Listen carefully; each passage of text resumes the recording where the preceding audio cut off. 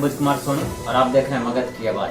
आज हमारे साथ है रघुनाथ खा पंचायत के सरपंच डॉक्टर विनोद कुमार और अभी मैं वर्तमान में ग्रामीण चिकित्सक के प्रखंड अध्यक्ष हैं और इनसे जानेंगे कि 5 साल बीत चुका है, सरपंच बीतने वाला है, तो आज तक कितने मामले आए, कैसे निपटारा किए और जनता के बीच कैसे, आखिर सरपंच है तो न्याय कैसे देते हैं। सर, सबसे पहले आपको मगध की आवाज में स्वागत है आपका सोनू जी। आप बताइए, अभी सर वर्तमान में सरपंच है रघुनाथ खा पंचायत के, तो आपके पास किन किन तरह के मामले आए हैं और कैसे निपटारा करते हैं, जनता को न्याय कैसे देते हैं। देखिए, सबसे पहले तो मैं अपने ग्राम कचहरी में सभी लोगों को बुलाता हूँ, आवेदन देता है, नोटिस करता हूँ। नोटिस देने के बाद उन लोग को एक तिथि दे करके, डेट दे करके उन लोग को बुलाते हैं और उसके बाद जो है से हम लोग जितने पंच हैं, 15-16 पंच हैं, सभी एक साथ बैठते हैं और बैठने के बाद दोनों की बातों को निष्पक्ष भाव से सुनते हैं। सुनने के बाद मैं उसे तुरंत पुनः एक अगले तिथि देकर अगले साइड का जहां उसकी झगड़ा है वहां पर जाते हैं, वहां पर देखते हैं। देखने के बाद दोनों पक्ष को मिला जुला के बारी बारी से बुला करके उसे घर जा करके दोनों का राय सलाह लेते हैं कि भाई आप चाहते क्या है। दोनों को मिला जुला के चलते हैं और एक बॉन्ड बनाते हैं कि भाई आप लोग हमारी बातों को मानेंगे तो थोड़ा सा निस्वार्थ भाव से रखिए और दोनों थोड़ा थोड़ा सह लीजिए और ये काम इसमें लाजा लोग तैयार हो जाते हैं। अभी तक किन किन क्षेत्रों में, किन किन विषय पर आपके साथ मामला है, जैसे जमीनी विवाद होते हैं, घरेलू हिंसक होते हैं, इस तरह के कितने मामले हैं? ज्यादातर जो है सिर्फ जमीनी विवाद का ही मामला होता है। जमीनी विवाद में थोड़ा सा लेकर के लोग आपस में झगड़ जाते हैं, तो इधर आपका जमीन मेरा है तो आज इधर कट गया है तो उधर कट गया है, तो दोनों पक्ष को बुला करके एक जगह हम लोग बैठते हैं और बैठने के बाद ऐसे जमीनी विवाद के खासकर हम लोग का फैसला जो देना है 10,000 के एभव का ही फैसला देना है।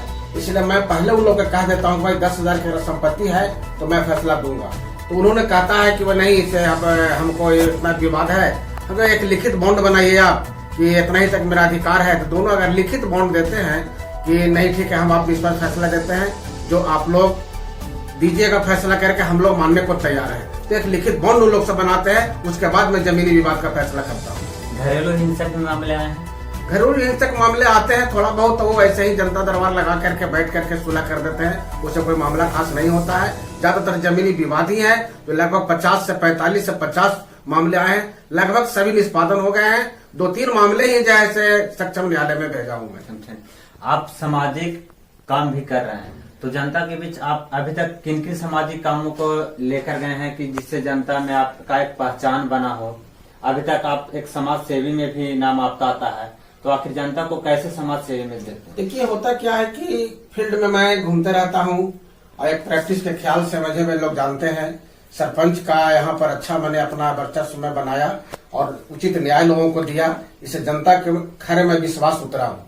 बहुत सी मामले छोटा छोटा आता है, बिजली लाइन है और इधर पानी है, इधर गली नली, तो मेरे पास कहते हैं तो मैं अधिकारियों से बात करके, अधिकारी लोगों से भी मेरा अच्छा बर्ताव रहता है, हमारी बात को उन लोग सुनते हैं और मैं पुनः चाहे बिजली विभाग से हो, चाहे प्रखंड स्तरीय हो या थाना अध्यक्ष का मामला हो, हमारी बातों को व्यवस्थित सुनते हैं और हमारी बात को लेकर के उन्होंने पुनः कहते ठीक है सरपंच साहब अब जाइए, इस काम को हो जाएगा, और उन्होंने काम को अच्छे ढंग से हमें देते हैं।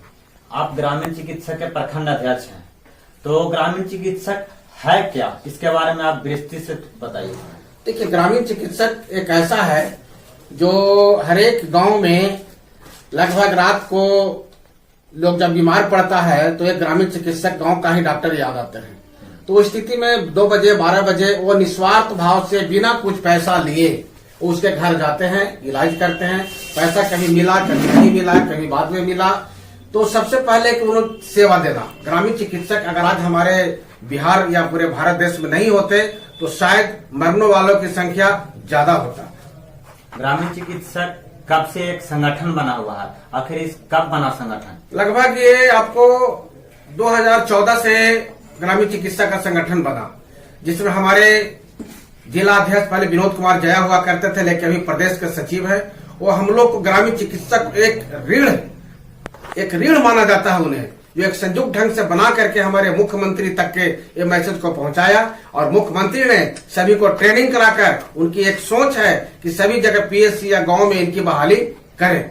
ग्रामीण चिकित्सक पर एक बात और बताता हूँ कि ग्रामीण चिकित्सक अभी पूरे भारत में लगभग 30 लाख पर एक एमबीबीएस डॉक्टर होते हैं।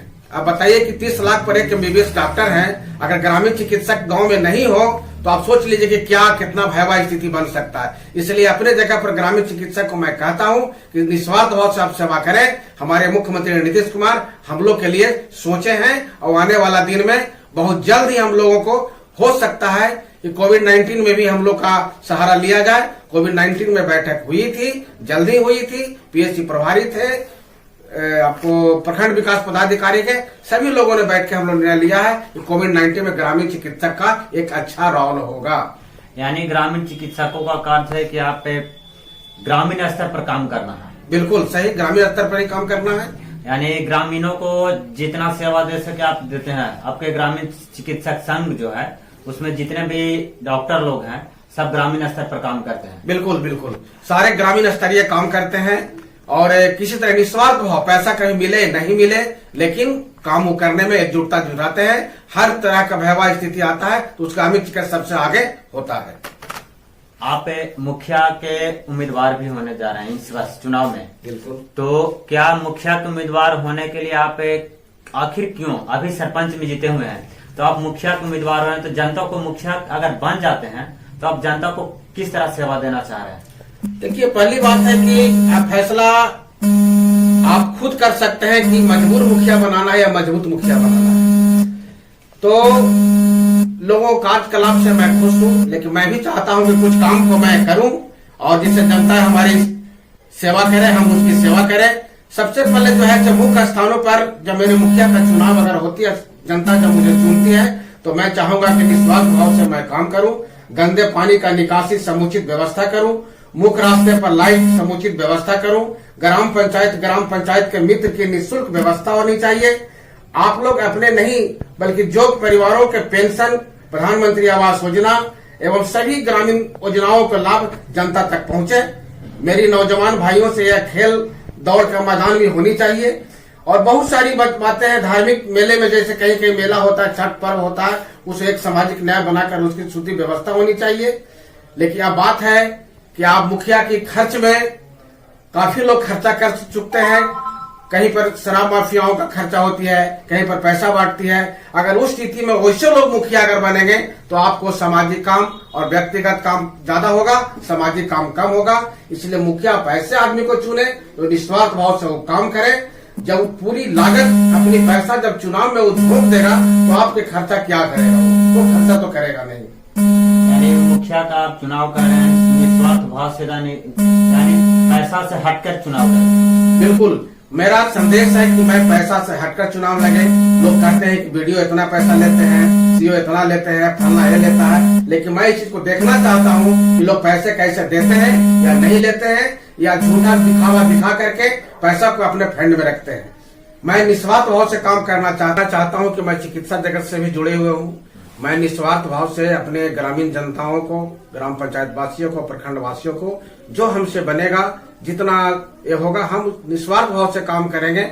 और आप एक कहावत है कि आप सुने होंगे, रोपे पेड़ बबूल खाए आम कहाँ से पाए, फिर पछताए होत क्या चिड़िया चुग गई खेत। अतः आप सभी ग्राम वासियों से निम्रता पूर्वक निवेदन है, इस बार ऐसा मुखिया चुने जो ईमानदार, शिक्षित, जोग हो, साथ ही जो निस्वार्थ भाव से जनता को काम आवे और सेवा करे। मैं विनोद कुमार, रघुनाथ खाप सरपंच। तो हमारे साथ ये थे रघुनाथ खाप पंचायत के वर्तमान में सरपंच और भावी मुखिया प्रत्याशी डॉक्टर विनोद कुमार।